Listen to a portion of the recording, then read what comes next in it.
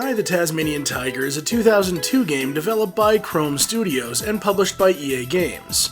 Because I'm not sure I have a lot to say about this game, I'm going to be doing this entire review in an Australian accent, which may sound horrible, how would I know? I've never been to Australia, I've only heard the accent on the internet, so leave a comment below if I've insulted an entire continent's worth of people.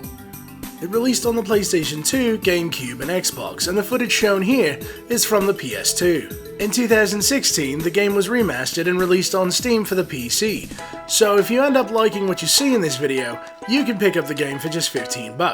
Hashtag not an ad, just letting you know.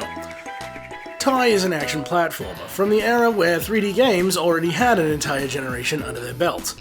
But the enhanced graphical prowess of modern consoles and the availability of analog sticks for games instantly brought this game leaps and bounds ahead of the previous generation of games like this. In the game, you try to acquire a specific number of Thunder Eggs, which will in turn allow you to recapture talismans and free your family. More on that later. You have the ability to bite enemies and items, as well as throw boomerangs at them. Early in the game, you have the ability to throw 2 boomerangs at once, and the boomerangs can be upgraded as you progress through the game. You'll also learn to glide and swim, and become equipped with aqua rangs, allowing you to throw your rangs underwater. Real-time shadows in the game's engine allow for trickier platforming to make more sense. Your character has a somewhat realistic shadow to help you judge distance. Things like grass in this game, while not perfect, actually show a lot of potential and power for the PlayStation 2 generation of games. I tried looking to see if this game's engine was used for any other projects, and while I couldn't tell if that was specifically the case, I did stumble across a Wikipedia article that made me aware that Chrome was responsible for the reboot of the Spyro franchise. Which makes perfect sense. The entire time I was playing Ty the Tasmanian Tiger, notes of Spyro, hints of Crash Bandicoot, and nods to Super Mario 64 kept popping up in my mind. While being rated E for everyone, the tutorial can feel a bit heavy-handed, but eventually the game's pace picks up, and you're left to do some exploring on your own. As I had mentioned, the graphics are superb. Development of the game began only about a month after the PlayStation 2 was released at retail in the United States, and for a game with such a short development time, it really showcases the graphical enhancements seen in the 6th generation of consoles. Colors are rich and vibrant, textures are detailed, and the game never seems to slow down a hitch. Real-time shadows and reflective surfaces only add to the experience, and all of this is off of my original PS2 hardware, through a regular composite cable, and all I did was some minor upscaling to 1080p. The water effects aren't flawless, but this was a generation of developers getting more bang for their buck out of hardware that still had room to grow. Music and sounds, however, seem to be a weakness for the game, unfortunately. Although the voice acting is actually pretty good, unlike this, and there are a ton of voice samples throughout the game, the variety of sound effects just isn't there, and some of them get old fast. Also, despite there being ample room on the disc, the songs, while of good quality, are actually quite short loops. The music and environments in the game seem to be somewhat inspired by the game's Australian setting, fitting since that's where Chrome Studios is from, but again, I was disappointed to find out the music was always so short.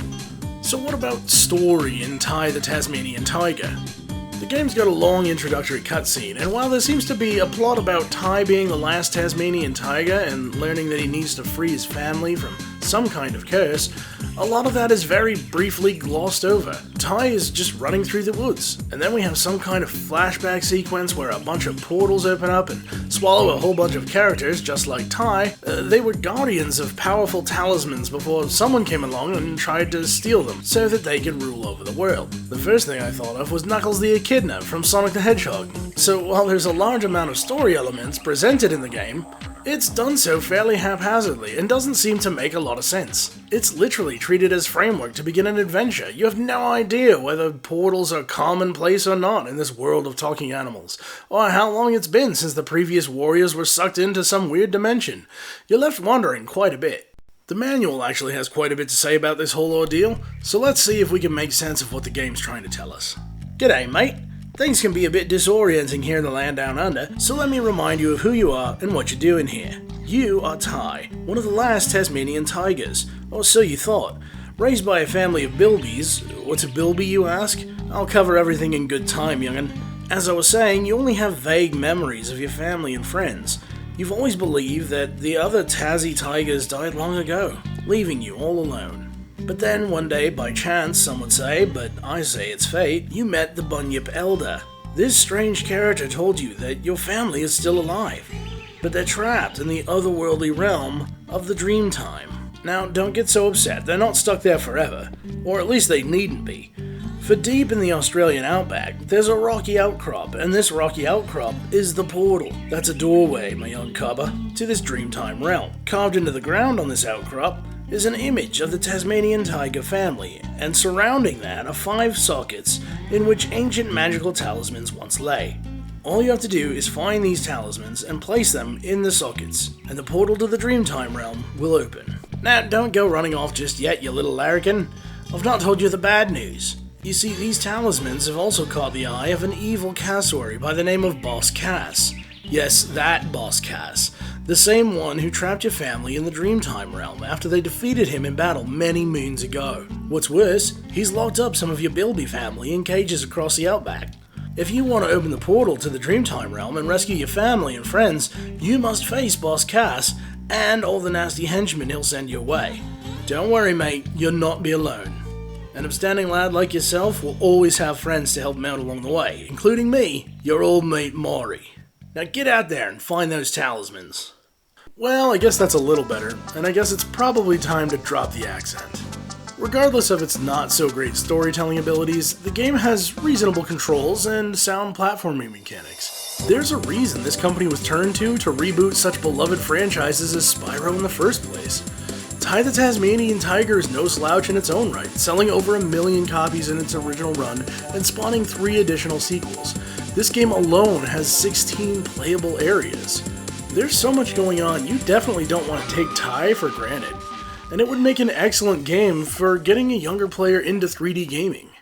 And although there is a story in the game that unfolds around you, you might be left with a few unanswered questions and gaps as you go throughout it. So, if you're expecting a lot from Ty The Tasmanian Tiger, you may not have a very good day with our story so far.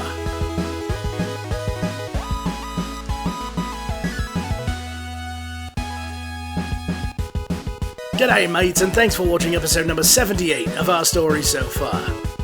The accent was absolutely terrible, this was a horrible idea, but I've already recorded everything, we're just going with it. I don't care anymore.